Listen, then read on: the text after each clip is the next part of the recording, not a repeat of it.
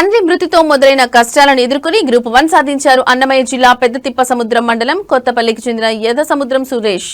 2024లో సచివాలయం పంచాయతీ కార్యదర్శి పోస్టుకు ఎంపికైన ఆయన అక్కడితో ఆగకుండా ఆలు పెరుగని పోరాటం చేశారు.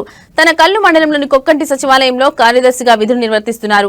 ఎంబీఏ పూర్తయ్యాక తిరుపతి సమీపంలోని గాజుల మాన్యం వద్దనున్న మల్లాడి డ్రగ్స్ ఫార్మాస్యూటికల్స్ లో పనిచేశారు. ఫ్యాక్టరీలో జరిగిన ప్రమాదంలో కుడి చేయి దెబ్బతిని తీవ్రంగా గాయపడ్డారు.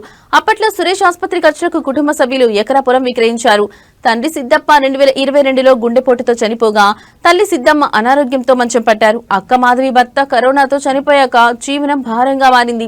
హోటల్లో పనిచేస్తూ అక్క బెంగళూరులో ఉద్యోగం చేస్తున్న అన్న రామకృష్ణ ఆర్థికంగా సాయం అందించారు. గ్రూప్ 1లో 3 సార్లు సివిల్స్ మెయిన్స్ లో ఒకసారి ఓటమి చెందారు.